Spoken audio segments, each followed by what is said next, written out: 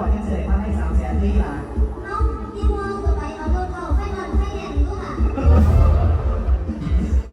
วินาทีน้องธิดาลาวออกสู่หน้าเวทีได้เห็นประจักษ์ตาคนมือวานนี่กับบ่ธรรมดาหลายพันเติบแต่งองค์ทรงเครื่องเป็นสุดลาวเป็นจุดเด่นพิเศษที่สุดในงานมือวานนี่ปกติมือนี่นะบ่ว่าจะเป็นผู้หญิงบ่ว่าจะเป็นผู้ชาย15กันใส่สุดเพชรเลื่อมระยิบระยับแต่น้องธิดาลาวเหมือนกับสาวย้อนยุคไปยืนอยู่บนเวทีอันทันสมัยด้วยไฟแสงสีและจอ LED ท่านผู้ชมเดี๋ยวจะพาทุกคนไปติดตามอีกคลิปนึงก็แล้วกันเรื่องเล่าที่ไปขึ้นปิดฤดูกาลให้กับวงน้องใหม่อลังการโชว์ปีแรกแต่ว่าถึงว่าสิเป็นวงน้องใหม่สีสันทางเวทีบ่แพ้วงเก่าวงเดิมเนาะแล้วก็มี FC แฟนคลับมีคนเข้ามาชมขับค่าหนาแน่นพอเมื่อวานนี้ปิดฤดูกาลพร้อมกับรับงานอยู่พื้นที่นั่นก็คืองานบุญบั้งไฟท่านผู้ชมอยู่อำเภอหนองหานหรือว่าอยู่เมืองหนองหานนั่นเองซึ่งเป็นที่ฮือฮาเห็นน้องธิดาลาวเก้าผมเบียงแพมาโอ้ยเนาะคนก็เบิ้งอยู่ได้ก็มีคนมาให้รางวัลน้ำใจอยู่หน้าเวทีอยู่ท่านผู้ชมเที่ยวไปแล้วก็เที่ยวมาอาจจะบ่มากมายก่ายกองคัดท่าก่อนแล้วนี่ว่าน้องได้มาเป็นประ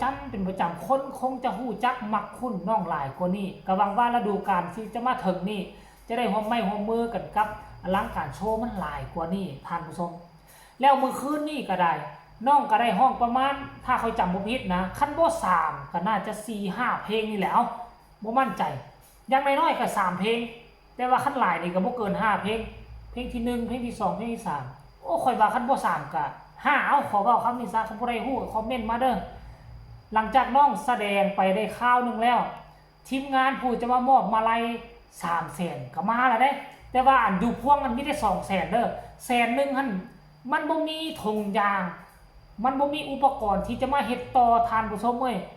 ขนาดว่ามาลัย200,000มันก็ยังห่อหุ้มตัวน้องธิดาลาวเอาไว้แล้วเอามาคล้องใส่แล้วก็ห่อหุ้มตัวน้องธิดาลาวจนอ้อมจอดแล้วตัวน้อยๆนึงมาลัยบังเทอร์เลอร์อยู่น่ะทานผู้ชม FC แฟนคลับเอ้ยโอ้โหเนาะคักแต่ว่ากลัวน้องสิไปรับมาลัยกะอันน่ะทีมงานก็ได้ยืนอยู่โดนเติบได้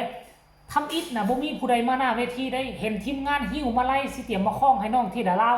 คนนั่นก็มาคนนี่ก็มาคนนั่นก็จับกระเป๋ายางมาคนนี้ก็หิบซิบกระเป๋าเดินมาเฮ้ยมันคักอยู่ใดถือว่าสุดยอดท่านผู้ชม FC แฟนคลับเอ้ยไปรายละเอียดให้ทุกคนไปชมวินาทีคล้องมาไล่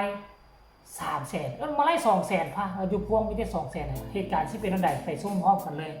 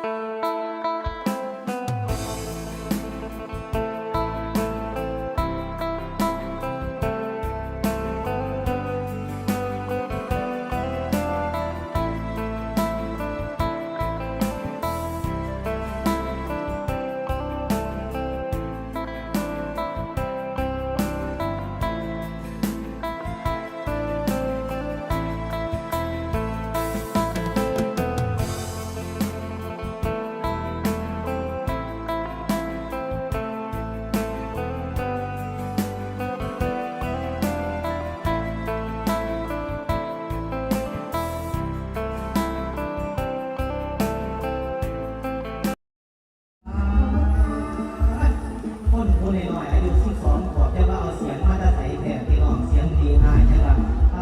ตัวนี้ก็เลยมาไล่ไงแท้นี่ล่ะขอบคุณมาให้แน่ขอบคุณให้แน่ลูกไม่บอกค่ะของลุงพนมของลุงชัยพรแล้วก็ของลุงสมมือนี่มาไล่พี่น้องเขาให้มาจักบาทให้ลูก3 กระปั้นค่ะเนี่ย3 กระบาทเอาแต่300,000ก็ค่ะ300,000 บาทพี่น้องครับมือนี่ที่ร้านเล่าก็เป็นเวทีหมอแล้วมารับการโชว์ได้มาไล่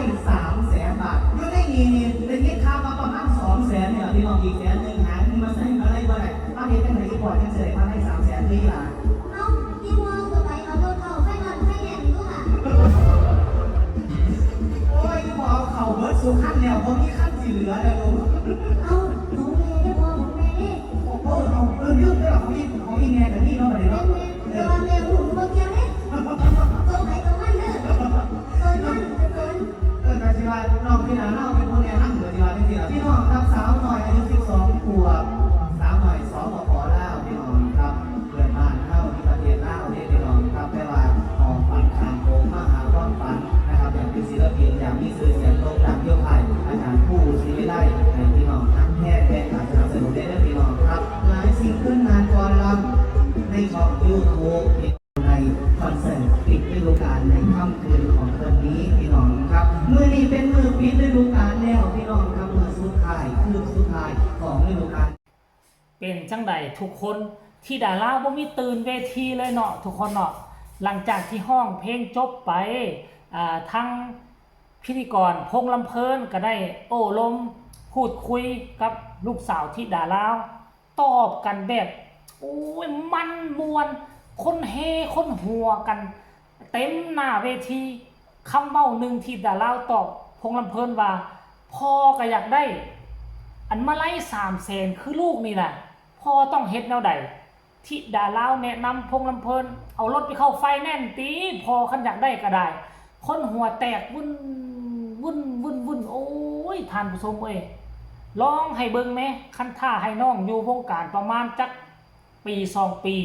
แล้วมีเวทีให้ฮับเซิร์นแบบนี้ตลอดค่อยว่าน้องจะเป็นผู้หนึ่งที่โดดเด่นที่สุดในวงการหมอลำไทยเพราะน้องมีสิ่งหนึ่งที่แตกต่างหมู่คือสุดที่ใส่แม่นอยู่ว่าหมอลำก็คือหมอลำคนนั่นก็หมอลำคนนี้ก็หมอลำลำเพลงเดียวกันห้องเพลงเดียวกันก็มีหลายแต่มันต้องสร้างจุดเด่นเป็นของตนเองน้องมีจุดเด่นเป็นต้นทุนนั่นก็คือสุดที่ใส่เครื่องนุ่งที่ใส่สุดที่ใส่เป็นเอกลักษณ์มันจะสร้างความแตกต่างให้จากคนอื่นอยู่บนเวทีเมื่อว่านี่คนอยู่บนเวทีเป็นร้อย